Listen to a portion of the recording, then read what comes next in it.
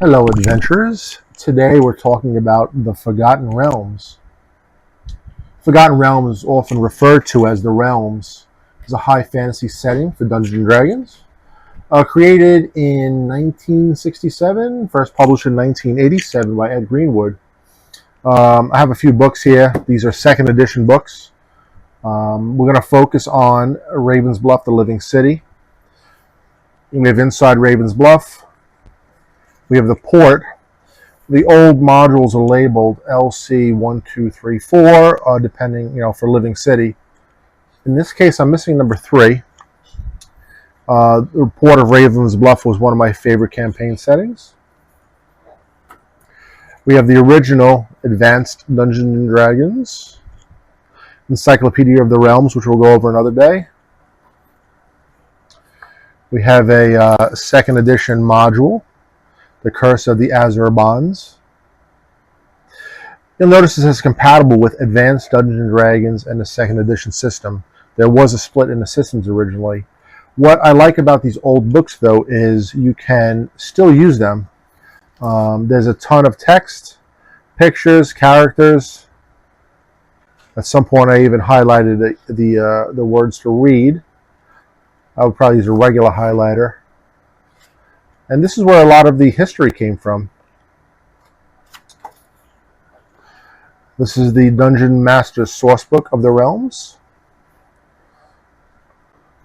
When this came out, it was a big deal. A lot of good information in there. There's a random note chart for your monsters. But getting back to the gateway to Ravens Bluff, the Living City, it does take place in the Forgotten Realms. Realms are a richly detailed world that has been developed over the years. Such places include the Icewind Dale, the tropical jungles of Colt, and there's much lore and history in this. Some famous places in the Forgotten Realms include Waterdeep, Baldur's Gate, as we all know there's a video game, Baldur's Gate, Neverwinter. Ravens Bluff is also known as the Living City, a bustling independent city located on the Dragon's Reach, a large inlet in the Sea of Fallen Stars. It is known for its vibrant commerce, its powerful guilds, and its adventure-friendly environment. There's a few districts within. We have a nice map here.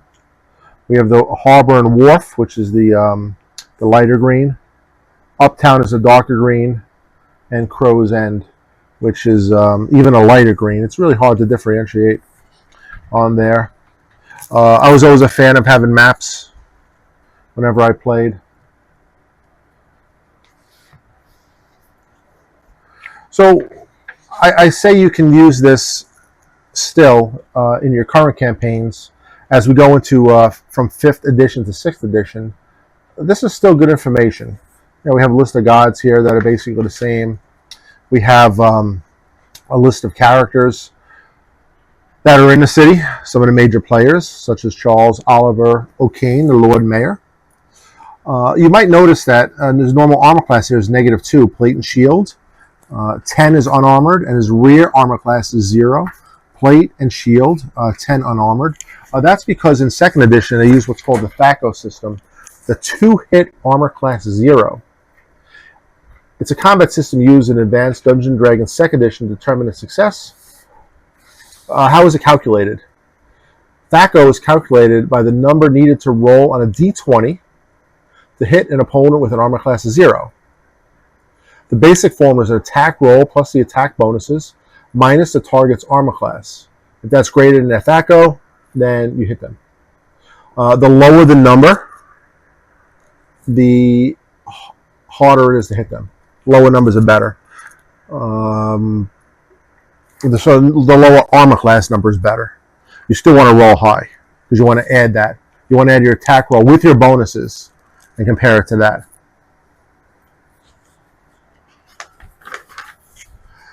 So we have a lot of different characters. We have the old black and white artwork. We have some different magic items here, which have changed through the years. But in the Forgotten Realms, the magic items are much more generous. It is a high magic world. That means it's a magic-rich world. I was playing the Curse of Strahd recently, and it was a low magic world where I think I've had one potion of healing. One of the other characters offered me a magical staff, which I didn't take him up on because I lost a hand.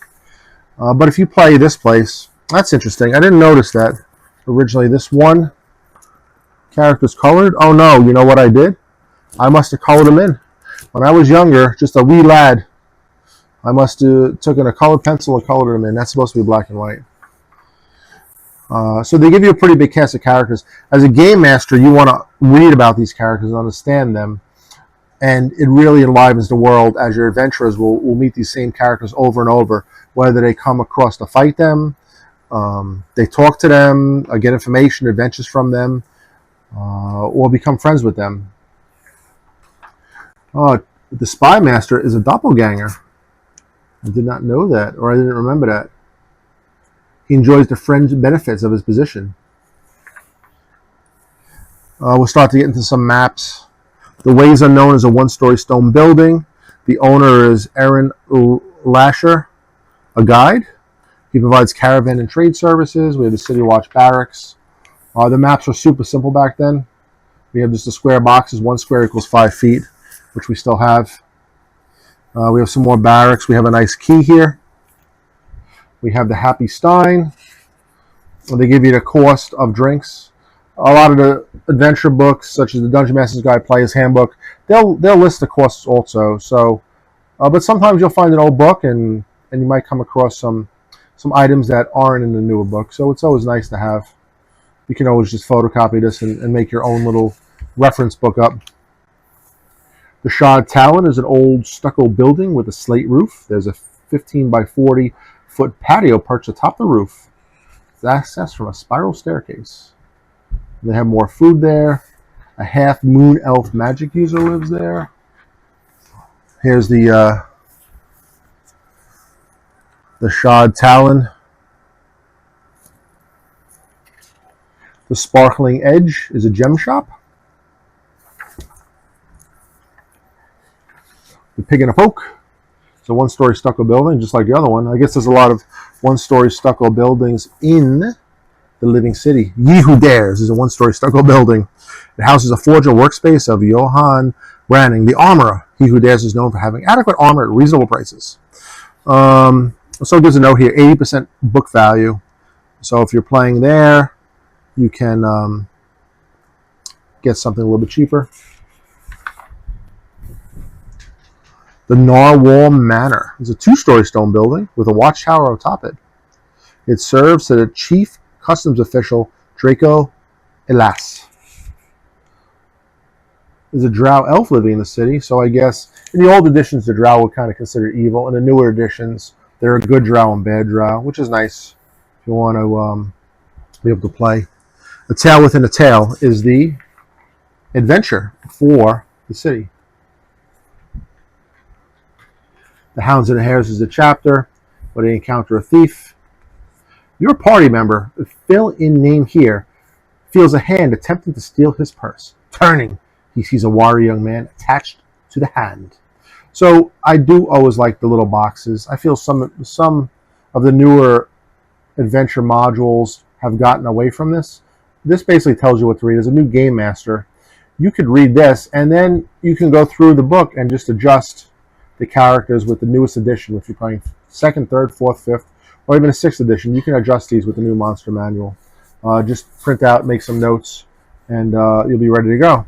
Try to print miniatures if you can. They gave you some notes for the Dungeon Master, what to be aware of during a short adventure. We got some more of the old school black and white pictures.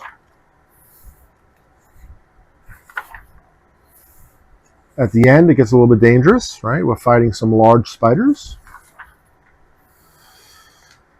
The geopolitical background, there's a lot of reading here, but I think that's good. We should still be reading books and flexing our minds.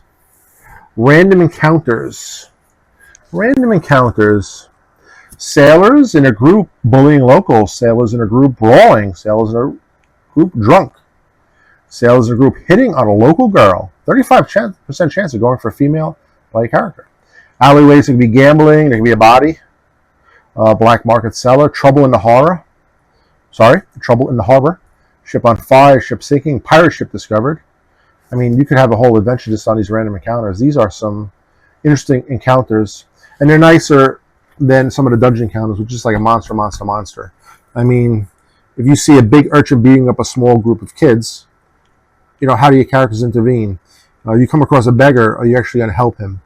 On a 00 during the day, a ghost ship appears. How would that change your entire day as a game master? We have a pretty big chart here. So on the first page, it said there was a body. So over here we have, what is the body of? Sailor, urchin, city official, noble, fighter, magic user, beggar, commonwealth, the different monsters that you might meet on land. And, that's probably outside the city. I don't imagine a mist dragon or a poltergeist showing up, although they certainly could show up in a town. You're more likely to run across town officials, such as the Lord or a council member, a mayor's procession walking, the local regents. So it's called the Living City because it was created with the idea in mind that players at the time this was running, players could contribute to it. It was a long-running campaign that allowed all players to contribute to the city's storyline. And you could actually contribute by submitting to the Living City. It was a disclosure form. It's going back a few years. And just like some of the comic books, we have an ad for the Role Playing Gamers Association. I guess that's probably not in existence anymore. I have to check that. But I don't think I ever signed up for it, although now I probably would have. And that is a quick review of the Gateway to Ravens Bluff. We'll continue on with the different Forgotten Realms books, going next to Inside Ravens Bluff, the Living City. And I'll probably go into a little more detail into some of the more interesting characters. Thank you for watching.